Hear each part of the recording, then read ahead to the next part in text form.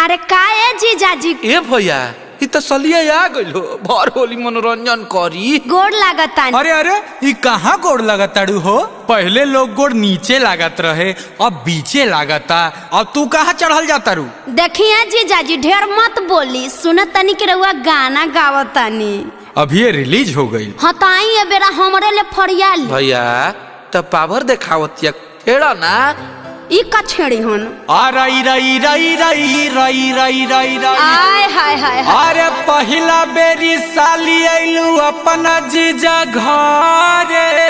हाँ तीतर देखी भीतर से मन फुर फुर करे। ओई माँ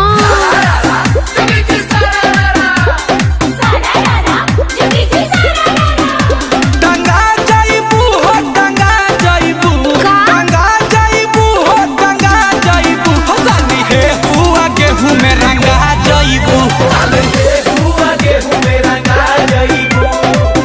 आ देखिए जीजाजी अपना दुआरे तक कुकुरो बाघ बनल रहेला आ केकर का रंगाई उ तो अब बुझाई। ढेर धरा पसीजा देव जा तब बॉस से गाव। हाँ तो सुनी बड़ी फंस जाइबा हो जीजा फंस जाइबा बड़ी फंस जाइबा हो झूला सजाइबा लाल केला देखी हमारो हद सजाइबा लाल किला देखी हमरो हद सजाइबा। ढेर लाल किला पर घमन करतड़ू त झंडा गाड़ देव जा। ए साली जी मेरे बस्ती के लड़के लोग बहुत झंडा गाड़े हैं। ए हट होने बस से गाई भैया बहरी मजती ही तोहरा का? जीजा जी के रंगावा ए साली जी ओ कैसे? दयावा रंग दिल हंगावा ए साली ना जी। ना ए आप मेरा 52 गज का लहंगा रंगिएगा। नहीं अब 2 गज का चोली रंगवाइए। और मुफ्त में चोखा पिचकारी ले जाइए। यू आर वेरी गंदा जीजू। नो आई एम बंडा। जहिया अन्हारा में तोहरा के घेरा बाए जीजाजी मुँह में गोबर लफेरा बाए जीजाजी। कोई भी हम तेरा ये जीजाजी। है साला 9 2 11 होता है, तेरा कैसे हो गया रे? दूगो हमार हो। हे। हाँ तो जौ से गावे के काम बा।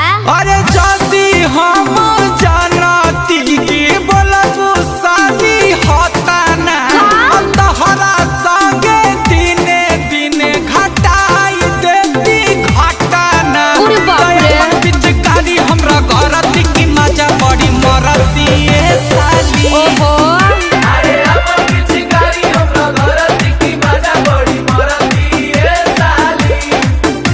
लस से गाइए साली जी। अरे लंद फंद देवानंद बंद कीजिए, सुनिए हमरा। सुना दी थोड़ी सा। लफुआ संगे लबल बाड़ा जीजा बैठकी ऐसा ना रहन से हमार पिसाई नहीं चौकी एने ओने हाथ जल गई ह तो सारा रारा गई है जीजा।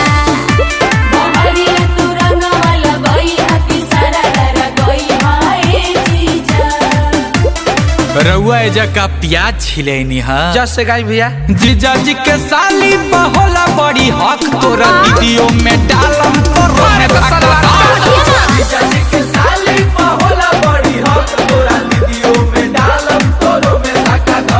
देखिए लगाना है तो ऊपर से लगा कर निकलिए। ओ या काहे ऐसे नेचर बानी पहले गलत हमारा के देखे और बिगड़ल नियत। काहे ऐसे नेचर बानी पहले गलत हमरा के देखी राउर बिगड़ल निया। दिन भर में कब सदा तोरो रंग डाला पर हमरा के डाटा तारू। तानी सुना साली बात झगड़ा लड़ाई अब छोड़ा। ठीक है। तहरा नहीं के बुझा बहिया में हम के बटोरा। आइए रानी रानी जीजा जी हमारा तो रहे है मनवा सॉरी सॉरी जीजा जी धरतानी हम दोनों कानवा। माफ किए रंगा वाला साली जी उगारी के तू बनम होगावा।